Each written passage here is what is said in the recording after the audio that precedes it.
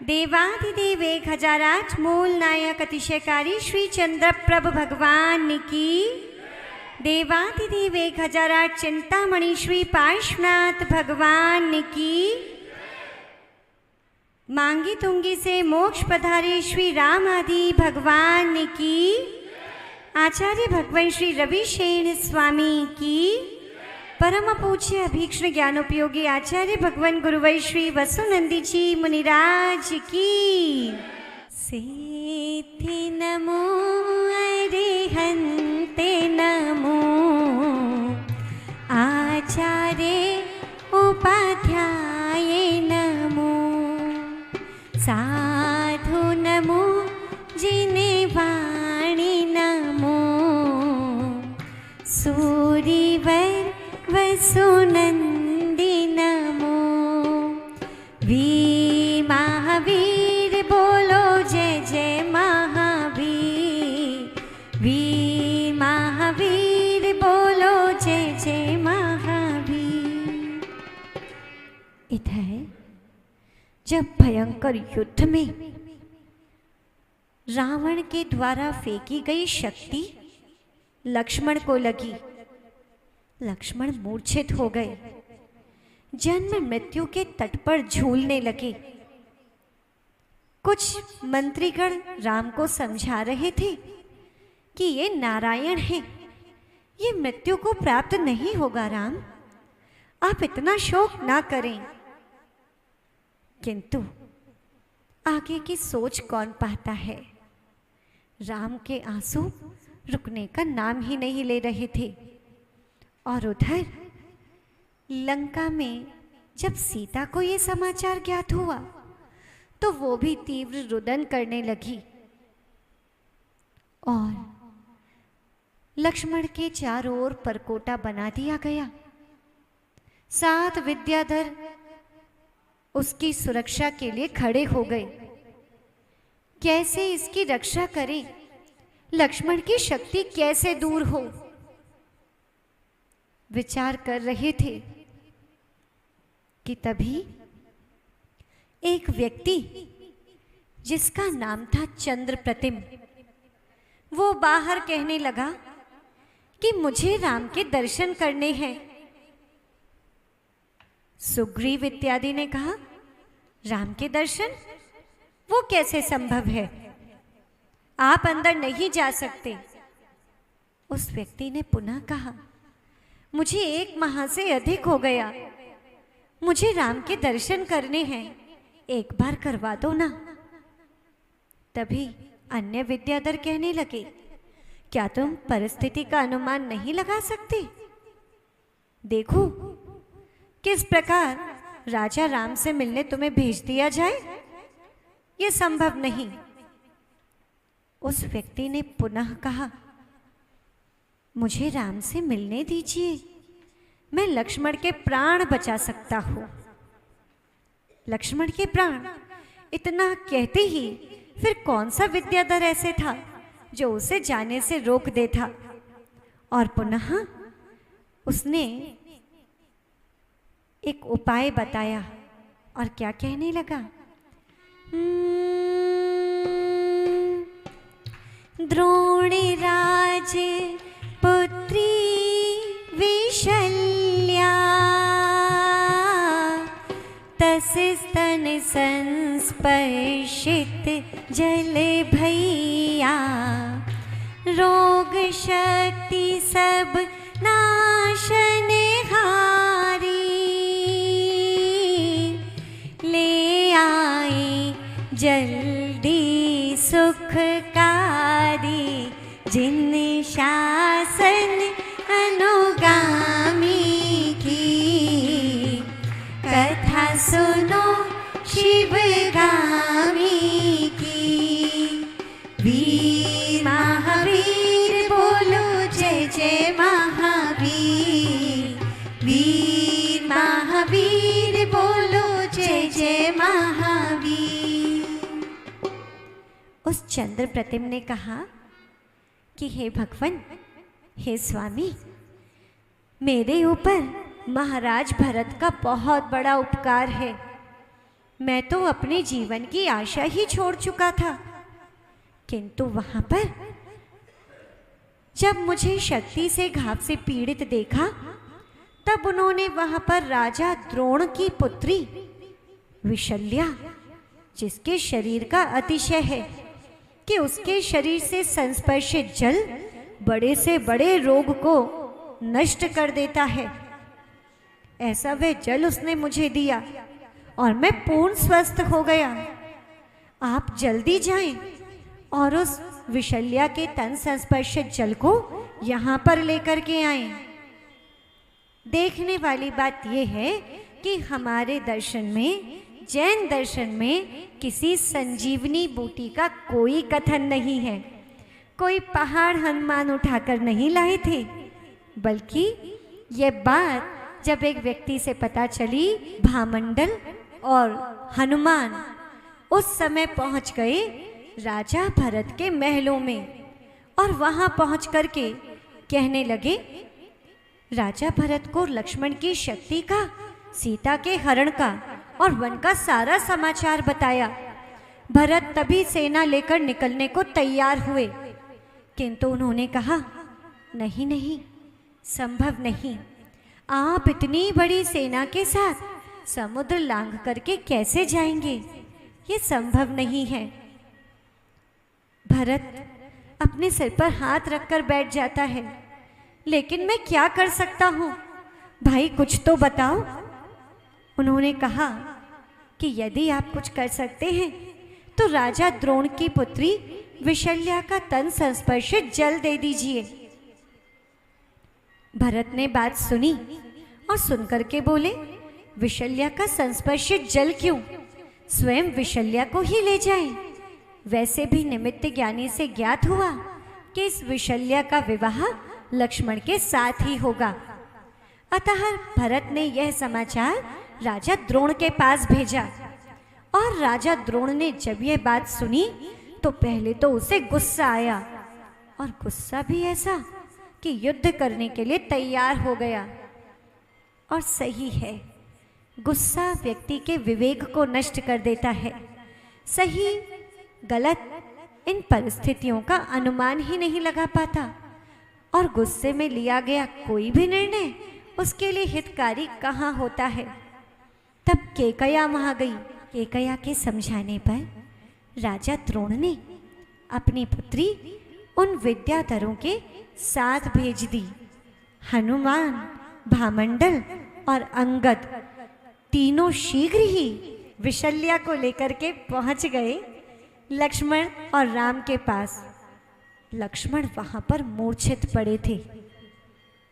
विशल्या ने चंदन घिसा और स्वयं वह चंदन अपने हाथों से लक्ष्मण को लगाया, और वह चंदन जो विशल्या के हाथों से स्पर्शित हो चुका था, जितने भी योद्धा वहां पर पीड़ित थे उन सभी के पास पहुंचाया गया। और इतना ही नहीं, कुंभकर्ण आदि के पास भी वो चंदन भेजा गया, जिसके लगते ही सभी की पीड़ा, सभी का कष्ट दूर हो गया। और पुनः लक्ष्मण और अन्य विद्याधर ऐसे उठ करके खड़े हो गए जैसे कोई सोते से जाग गया हो। वे लोग बड़े प्रसन्न हो गए और विशल्या के पास आते आते ही लक्ष्मण की अमोघ विजया शक्ति जो लगी हुई थी वो तो डर करके भाग खड़ी हुई, वो रुक ही नहीं पाई। विशल्या का ऐसा पुण्य प्रभाव था। तब किन्हीं विद्याधर ने पूछा कि विशल्या का ऐसा क्या पुण्य प्रभाव रहा। तो जो अवधि ज्ञानी मुनि से जाना गया था वो बताया, यह विशल्या पहले त्रिभुवनानंद चक्रवर्ती की पुत्री थी, और यह पुत्री जिसका नाम था अनंगसरा बहुत सुंदर थी। एक बार महलों की छत पर बैठी हुई थी। उस समय पुनर्वसु नाम का एक सामंत उस अनंगसरा पर मोहित हो गया और उसका अपहरण करके ले गया, किंतु चक्रवर्ती के सैनिक उसका पीछा कर रहे थे। अतः कैसे रक्षा करे, कैसे बचाए, उसने पर्ण लघवी विद्या के माध्यम से अनंगसरा को एक अटवी में छोड़ दिया। अनंगसरा उस अटवी में अकेली बहुत लंबे समय तक रही, रोई, चिल्लाई, किंतु दूर दूर तक कोई नहीं था। अनंगसरा झरनों का पानी पीती, जैनाचार का पालन करती, 3000 वर्ष की कठिन तपस्या अनंगसरा ने उस जंगल में की और बाद में जब जीवन की आशा समाप्त हो गई तब उसने समाधि या संलेखना ग्रहण कर ली। उसी समय जब चक्रवर्ती को पता चला कि अनंगसरा अटवी में है, वह वहां पर पहुंचा, किंतु पहुंच करके एक भयानक दृश्य देख रहा था। अनंगसरा के सामने अजगर मुंह फाड़कर खड़ा था। उसको देख करके उसके पिता डर गए और सीधे तलवार निकाली और उसको मारने लगे। तभी अनंगसरा ने कहा, ठहरिए पिताजी, रुकिए, मैं तो समाधि ले ही चुकी हूँ, मैंने तो सर्व प्रकार के आहार का त्याग कर ही दिया है, इस बेचारे जीव को क्यों कष्ट देते हैं। अनंगसरा के कहने पर उसके पिता वहाँ रुक गए और उस अजगर ने अनंगसरा का भक्षण कर लिया। किंतु उसी तपस्या के प्रभाव से, उसी अभयदान के प्रभाव से यह अनंगसरा मृत्यु को प्राप्त कर ये विशल्या हुई है और इसी कारण विशल्या की देह का ये बड़ा अतिशय है। सभी देख करके आश्चर्य करने लगे और विशल्या के पुण्य की सराहना करने लगे। धन्य हो करुणा और धन्य है अहिंसा, धन्य है अभयदान। इस प्रकार सभी लोग उसकी चर्चा करने लगे और पुनः कहा कि निमित्त ज्ञानी के कहे अनुसार और राजा द्रोण की आज्ञा से अब विशल्या का विवाह लक्ष्मण से हो जाना चाहिए। लक्ष्मण ने कहा, किंतु इस युद्ध भूमि में जहां हम अपनी भाभी को लाने के लिए तत्पर हैं, जहां मेरे बड़े भाई दुखी हैं, पूरी सेना युद्ध में लगी है, वहां मैं विवाह कैसे कर सकता हूं। विद्याधरों ने कहा, लक्ष्मण, ये पुत्री तो आपका स्पर्श पहले ही कर चुकी है, अतः आप इसे स्वीकार करें। सभी के आग्रह पर लक्ष्मण का वह विवाह उसी युद्ध स्थल में संपन्न हुआ।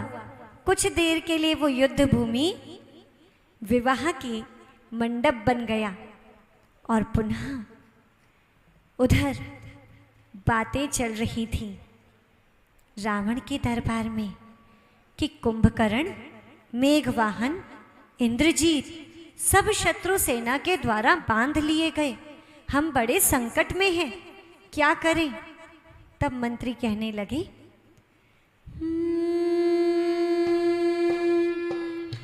मंत्री रावण को समझाए, सौंप सियासन भी कर आए। रावण दूत कहे तुम जाओ, छोड़ो सिया सुत लौटा लाओ।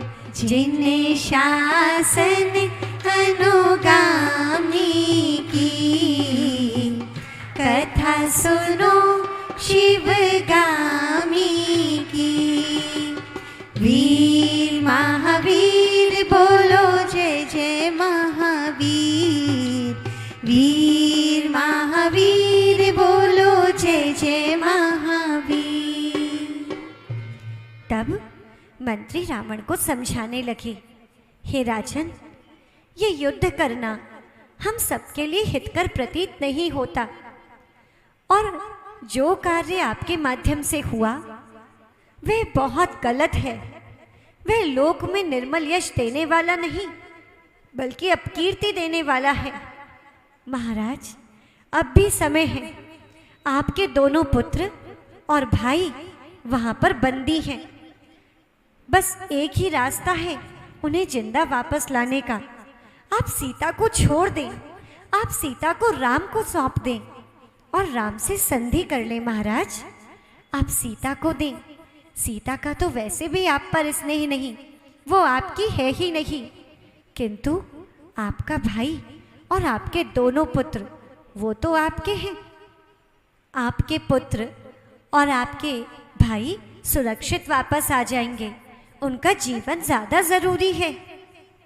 इतनी बात चल ही रही थी कि रावण ने सबके सामने ऐसे दिखाया,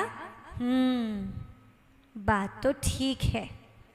दूत को बुलाया और दूत को बुला करके सारी बातें जो चल रही थी वो कह तो दी, किंतु जो दूत रावण के इशारे को जानने में कुशल था, उसने रावण के इशारे से ही बातों के बीच में कहाँ घपल करनी है वो समझ गया और रावण का समाचार लेकर के पहुंच गया राम के शिविर में। रावण के पास से दूत आया है। सभी लोग सावधानी से बैठ गए। क्या पता रावण ने क्या समाचार भिजवाया है, और सद्बुद्धि की उम्मीद भी उन्होंने छोड़ी नहीं थी। उस दूत को बुलाया। दूत ने कहा, हे राम, हमारे महाराज रावण ने जैसा कहा वैसा मैं आपसे कहता हूं। हमारे महाराज रावण 3 खंड के अधिपति हैं, समस्त पराक्रम के धारी हैं। बहुत सी विद्याओं पर उन्होंने अपना अधिकार जमाया है। देवों के माध्यम से कई प्रकार की शक्तियां और कई प्रकार की विद्या मिली है। इस युद्ध से आप लोगों को कुछ प्राप्त होने वाला नहीं है।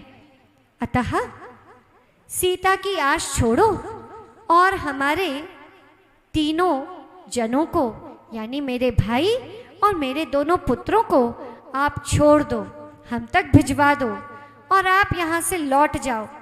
महाराज रावण का कहना है वो आप सभी को क्षमा कर देंगे और आपको जिंदा ही यहाँ से जाने देंगे। इतनी बात सुननी ही थी कि भामंडल को क्रोध हो आया। रे दूत, तू जानता नहीं किसके सामने बोल रहा है, कैसे शब्द बोल रहा है? क्या तेरे पास इतना शिष्टाचार नहीं? तभी लक्ष्मण, जो बात बात पर गर्म हो जाता था, आज तो कुछ उल्टा ही हो गया। लक्ष्मण ने आकर के भामंडल को शांत किया। भामंडल, ये दूत है और दूत अपनी भाषा नहीं बोलता। ये दूत, ये तो रावण के वचन लेकर के आया है और रावण तो ऐसा कहेगा ही। उसका अपराध क्या है? ये तो दूत को मारना नीति के विरुद्ध है, अतः शांत हो जाओ। लक्ष्मण के शांत कराने पर अब तो दूत और निर्भीक हो गया और निर्भीक होकर के कहने लगे, रे राम, रे लक्ष्मण, तुम सीता की हट छोड़ो। तुम्हें गरुड़ेंद्र ने विद्या क्या दी थी? तुम ये सोच रहे हो कि रावण पर विजय प्राप्त कर लोगे? अरे युद्ध स्थल में लगा कैलाश पर्वत के समान हड्डियों का ढेर देखो, कितने लोगों का नाश हो चुका है, किंतु अब तुम्हें यहां से लौट जाना ही ठीक रहता है।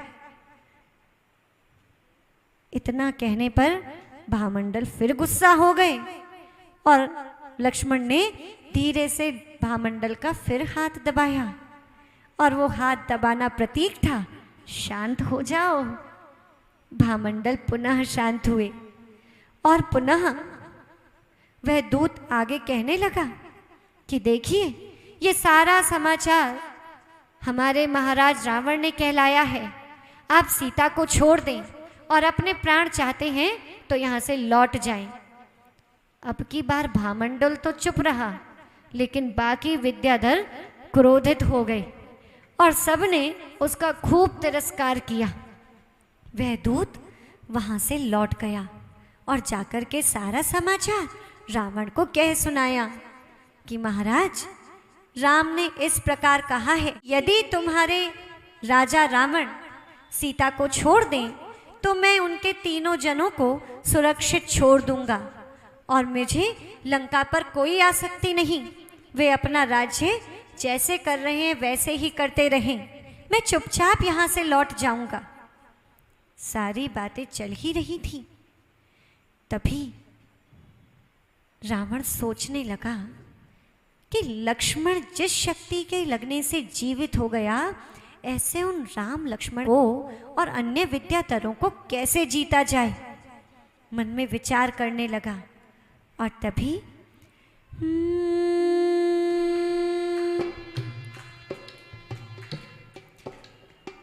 सिद्धि करूं बहुरूपिणी विद्या, शांति जिनालय तीव्र तपस्या, ना हिंसा ना पाप नगर में, पुण्य करें सब हो कर तन्मय, क्रोध युक्त हो विकृत देखूं, उसको मैं परलोक ही भेजूं, जिन शासन अनुगामी की, कथा सुनो शिवगामी की। वीर महावीर बोलो जय जय महावीर, वीर महावीर बोलो जय जय महावीर। रावण सब कुछ विचार कर ही रहा था और पुनः बहुरूपिणी विद्या सिद्धि का विचार उसके मन में आ गया। यदि मैं बहुरूपिणी विद्या सिद्ध कर लूं तो संसार की कोई शक्ति मुझे हरा नहीं सकती। और ऐसा सोचकर रावण ने मंदोदरी को अपने पास बुलाया और उसे सब कुछ समझाया। मंदोदरी ने कहा, स्वामी आप चिंता ना करें, आप निराकुल मन से एकाग्रता से विद्या सिद्ध करें, मैं भी आपकी सफलता की कामना करती हूँ। तभी रावण कहता है, तो ठीक है महारानी, अब पूजा का सारा कार्यभार आपके ऊपर, जो सामग्री इत्यादि की व्यवस्था करनी है वो सारी व्यवस्थाएं आपको ही संभालनी है। मंदोदरी ने कहा, महाराज आप बिल्कुल चिंता ना करें, आप प्रसन्न मन से श्री शांतिनाथ जिनालय में पहुँचे, मैं तुरंत सभी व्यवस्थाएं कराती हूँ। फाल्गुन की अष्टानिका का समय था और अष्टानिका में विद्या सिद्धि करने पहुंच गया रावण अपने महल में बने श्री शांतिनाथ जिनालय में। मणि और रत्नों से निर्मित उस जिनालय में जाकर के रावण इस प्रकार बैठ गया जैसे कोई योगी प्रतिमा योग धारण करके बैठ गए हो। मंदोदरी ने सारा इंतजाम किया और पुनः मंत्री को बुला करके आदेश दिया, सुनिए मंत्रीवर, पूरे नगर में समाचार भेज दें कि अब से लेकर के जब तक महाराज को विद्या सिद्धि नहीं होती तब तक नगर में कोई हिंसा नहीं होगी, तब तक कोई पाप कर्म नहीं होगा। यहाँ तक कि लोग अपने मन से क्रोध, ईर्ष्या, बैर का भाव भूल जाएं और सभी लोग पुण्य कार्य में रत हो जाएं, क्योंकि किसी भी विशेष वस्तु की उपलब्धि पुण्य के माध्यम से ही संभव है। और मंदोदरी ने एक आदेश और दिया, ध्यान रखें, यदि कोई व्यक्ति गुस्सा होता है और यदि उसके चेहरे पर कोई विकृति आती है तो उसे मैं स्वयं परलोक भेजूंगी, उसे यमराज के पास भेजूंगी, चाहे मेरा पिता ही क्यों ना हो। इसीलिए सब लोग सावधान रहें। मंदोदरी का आदेश पाते ही नगर में सभी लोग पाप कर्म से दूर हो गए, पुण्य में रत हो गए। इधर राम की सेना तक भी खबर पहुंचनी ही थी, सो पहुंच गई। अब वहां पर विद्याधर कुमार सोचने लगे, रावण को अगर बहुरूपिणी विद्या सिद्ध हो गई तो उसे जीतना तो बड़ा मुश्किल हो जाएगा। आखिरकार कैसे उसे रोका जाए। तभी विद्याधर कुमार राम के पास पहुँचे और कहने लगे, हे स्वामी, हे राम, ये समय सबसे अच्छा है। रावण योगी बन बैठा होगा, चलिए उसका वध कर दें और इच्छानुसार प्रवृत्ति करें और आप अपनी सीता को भी प्राप्त कर लें। राम ने कहा, क्या ये सब कहना आप कुमारों को उचित प्रतीत होता है? नहीं, मैं ऐसा अनुचित कार्य कभी नहीं करूंगा। वो जो कर रहा है उसे करने दें। किंतु राम से तो सबको यही उम्मीद थी कि राम ऐसा कोई अनैतिक कार्य नहीं करेंगे। पर विद्याधर जो कुमार थे, वानरवंशी कुमार, उनका कुतूहल तो आप देख ही चुके हैं और अंगद का कौतूहल तो आपने विशेष रूप से देखा था, जो कुंभकर्ण से हनुमान को छुड़ा लाया था। ऐसे कौतूहल से भरे सब विद्याधर कुमार सोचने लगे, राम के पास जाएंगे तो उनसे तो आज्ञा मिलेगी नहीं, हमें ही कुछ करना पड़ेगा।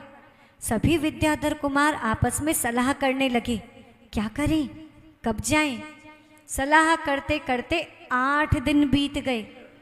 8वें दिन सारे विद्याधर कुमार, विभीषण का पुत्र सुषेण, अंगद और अन्य सभी कुमार लंका नगरी को वातायनों से झांकने लगे और तरह तरह का शोर मचाने लगे। तभी नगर में बात हुई, ये कौन है जो बाहर उपद्रव कर रहा है।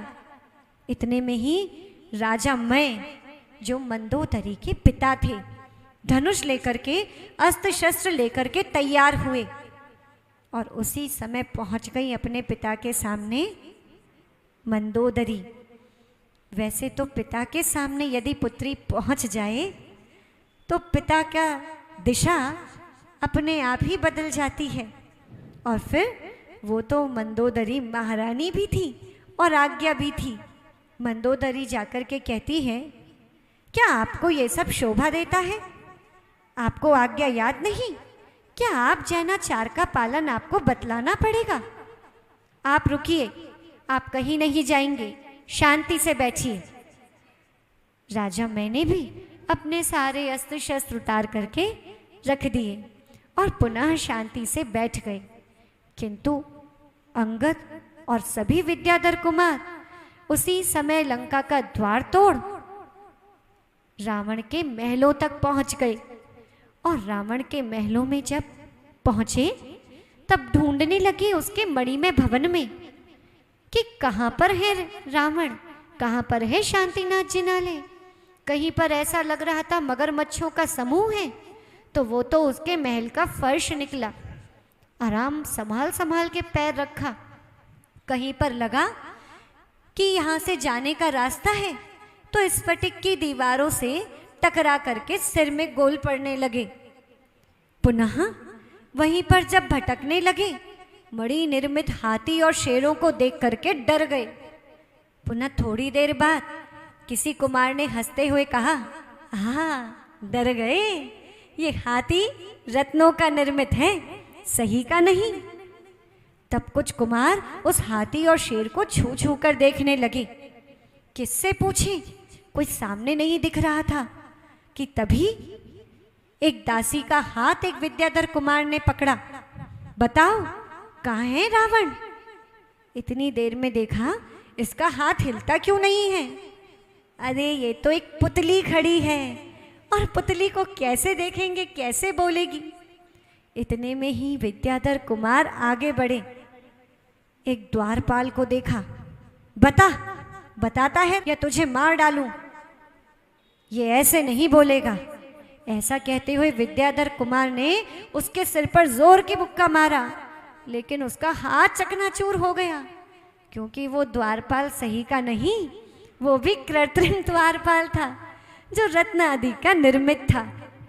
इस प्रकार विशेष प्रकार से उस महल में भटकते हुए और बड़ी बड़ी चीजों को देखते हुए वे सभी पहुंच गए शांतिनाथ जिनालय में, और अंगद जाकर के रावण के सामने खड़ा हो गया। उस रावण को धिक्कारने लगा। धिक्कार है तुझे जो परस्त्री का हरण करके लाया है। अरे क्या तुझे राम के सामर्थ्य का ज्ञान नहीं? धिक्कारने के बाद जब देखा रावण को क्रोध नहीं आया, तो अंगद ने रावण के हाथ में पहनी हुई अक्षमाला को खींच लिया। अक्षमाला को खींचा तो माला टूट गई। उस टूटी हुई माला को अंगद ने फिर पिरोया और रावण के गले में डाल दी। पुनः जब रावण फिर भी स्थिर रहा, उसने माला निकाली और उसके सिर पे रख दी। फिर भी रावण ने कुछ नहीं कहा। तब अंगद ने उत्तरीय वस्त्र लिया और वस्त्र लेकर के जोर जोर से रावण पर मारने लगा। किंतु रावण तो विद्या सिद्धि के लिए एकाग्रता के साथ बैठा था। उसे कैसे विहल करते कि तभी उपद्रव करते हुए इस अंगद इत्यादि पर वहां के कौन आए, देख लेते हैं। शासन देव की रावण रक्षा, कर पहुँचे राम निकटे छा। बहुते उल्हाने उन्हें सुनाई, लक्ष्मण तब सब बात बताए। जिन शासन अनुगामी की, कथा सुनो शिवगामी की। वीर महावीर बोलो जय जय महावीर, वीर महावीर बोलो जय जय महावीर। विद्याधर कुमार नगर के लोगों को पीड़ित कर रहे थे और इधर अंगद की चेष्टाएं।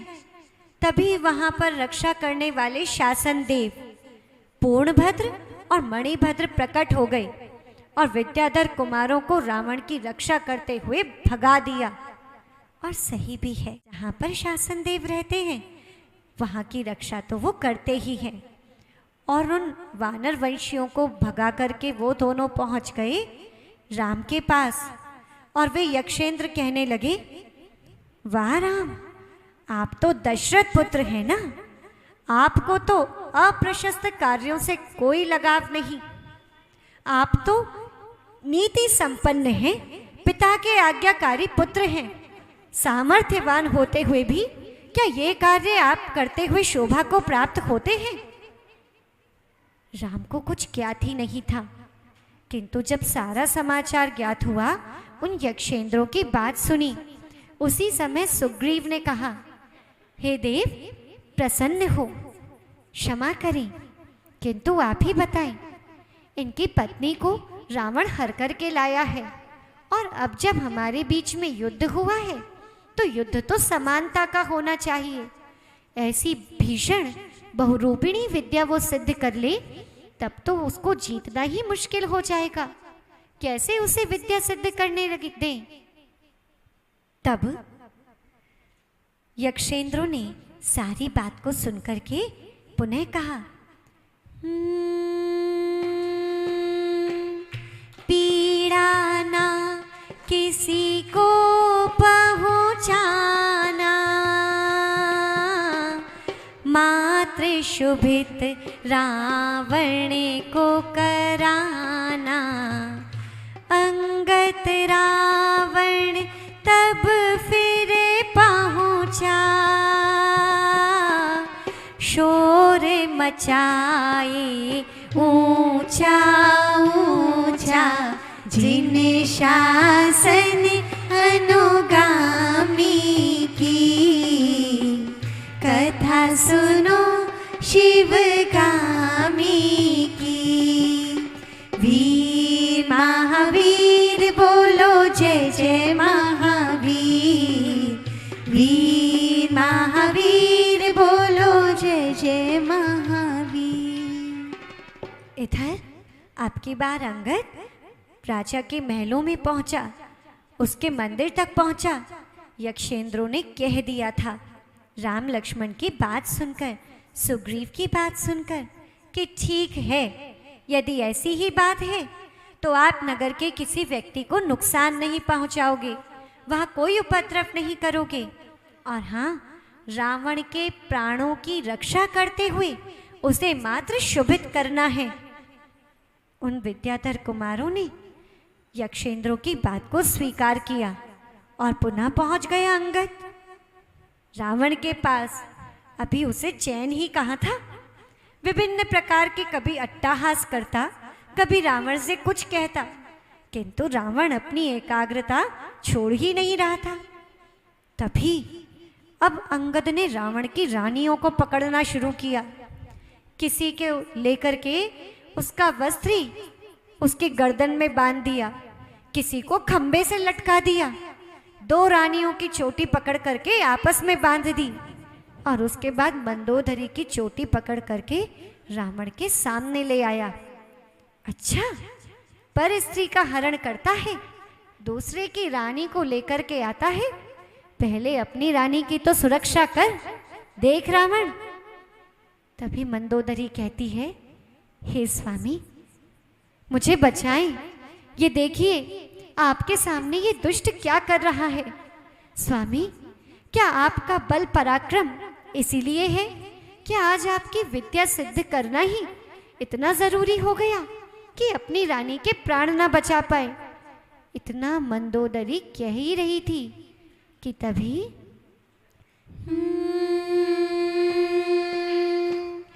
विद्या सिद्धि हुई रावण को, अंगद भागा निज थानक को, देख सांत्वना विद्या परखी, पुण्य समर स्थल पहुँचे पाप धी, जिन शासन अनुगामी की, कथा सुनो शिवगामी की। वीर महावीर बोलो जय जय महावीर, वीर महावीर बोलो जय जय महावीर। उस समय जब मंदोदरी रावण से सब कुछ कह ही रही थी कि बहुरूपिणी विद्या उसके सामने आकर के प्रकट हो गई। विद्या प्रकट हुई, अलग सा आभा मंडल पूरे जिनालय में छा गया, और केवल जिनालय में नहीं, उसकी आभा आकाश में भी छा गई। दूर तक लोगों को ज्ञात हो गया कि रावण को बहुरूपिणी विद्या सिद्ध हो गई। रावण ने उठकर के भगवान की प्रदक्षिणा की। जब तक परिक्रमा लगा रहा था तब तक अंगद को अपने प्राण थोड़े ही ना खोने थे। जब तक रावण योगी सा बैठा था तब तक कोई चिंता की बात नहीं, लेकिन अब रावण का सामना करने की हिम्मत अंगद की नहीं थी, तो तुरंत वहां से फुर होकर अपने स्थान पर चला गया। इधर अपनी स्त्रियों की हालत देख करके स्त्रियां रावण को न्याय भरी दृष्टि से देखती है।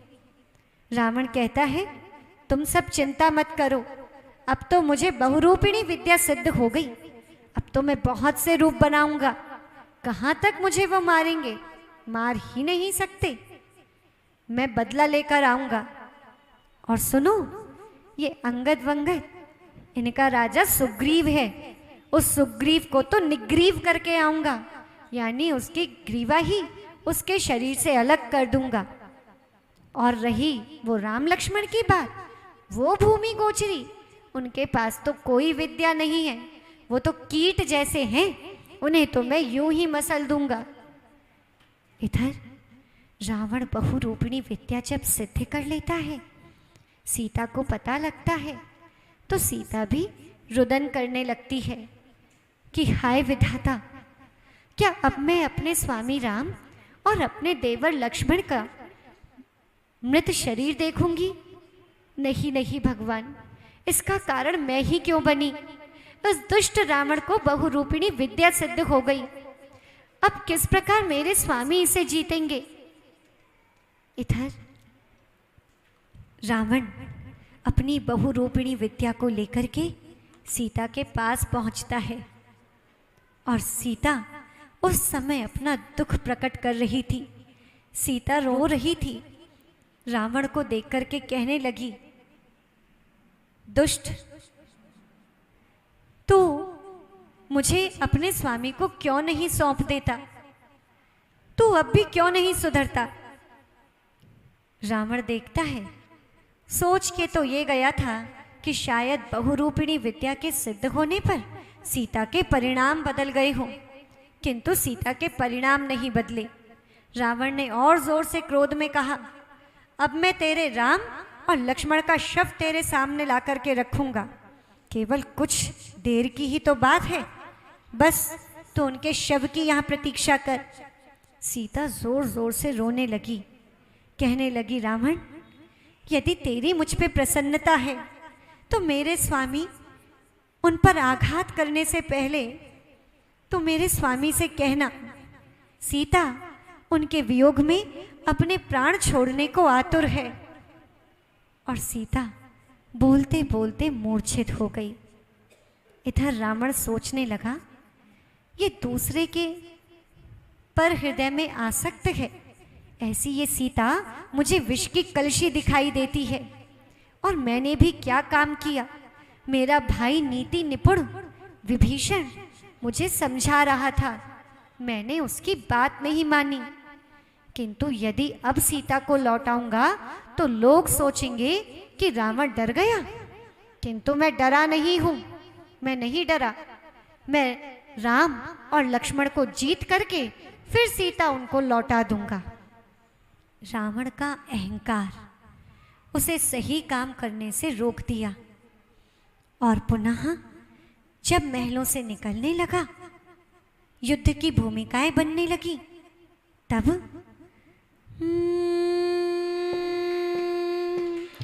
अपशकुनों को देख के रानी, समझाओ नृप को कोई ज्ञानी। मंदोदरी स्वयं ही जाए, रावण को तब बहुत मनाए। जिन शासन अनुगामी की, कथा सुनो शिवगामी की। वीर महावीर बोलो जय जय महावीर, वीर महावीर बोलो जय जय महावीर। जब रावण युद्ध की तैयारियां कर रहा था, निकलने को तत्पर था, यानी उससे पूर्व संध्या में ही अनेक प्रकार के अपशकुन लंका में होने लगे। कहीं गीदड़ों के चिल्लाने की आवाज़, कहीं कौवे की काँव काँव की आवाज़ें, कहीं भूमि कांपने लगी। उन सब अपशकुनों को देख करके लोग तरह तरह की बातें करने लगे कि अब तो हमारे राजा रावण का नाश पक्का है। मंदोदरी भी ज्ञानी थी, उन अपशकुनों को देख करके कुछ गलत की संभावना से डर गई और मंत्रियों को बुला करके कहने लगी, हे मंत्रियों, कोई तो जाकर के स्वामी को समझाए कि ये युद्ध उनके लिए हितकर नहीं, कोई तो उन्हें रोको, कोई तो बताओ। मंत्रियों ने कहा, महारानी, आप तो जानती हैं कि दशानन ये किसी के सुनने वाले नहीं हैं। इनका राज्य अहंकार से भरा है, ये झुकने वाले नहीं, हम तो इन्हें नहीं समझा सकते। तब मंदोदरी स्वयं रावण के पास गई, उनके कक्ष में पहुंची। आओ मंदोदरी, आओ, तो युद्ध से पूर्व संध्या पर आप हमसे मिलने आई हैं। महाराज, आप नीति निपुण हैं, अच्छे और बुरे का अंतर जानते हैं। हे स्वामी, सीता का हरण कर यहाँ पर लाना उचित नहीं। आप सीता को वापस, अनेक प्रकार के अपशकुन हो रहे हैं महाराज, जो हमारे हित में नहीं। रावण कहने लगे, अरे रे मंदोदरी, तुम इन अपशकुनों को देख के डर गई। ये अपशकुन क्या बताएंगे? मेरे पास इतनी विद्याएं हैं, मैं कहीं पराजित होने वाला नहीं हूं। मंदोदरी ने तरह तरह से समझाने की कोशिश की, किंतु बेचारी स्त्रियों की परेशानी भी तो है। ज़्यादा समझाएं तो क्रोध ही सहना पड़ता है। मंदोदरी के साथ भी यही हुआ।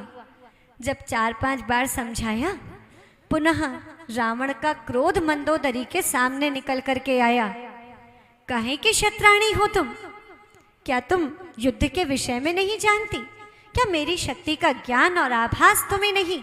जाओ अपना कार्य करो।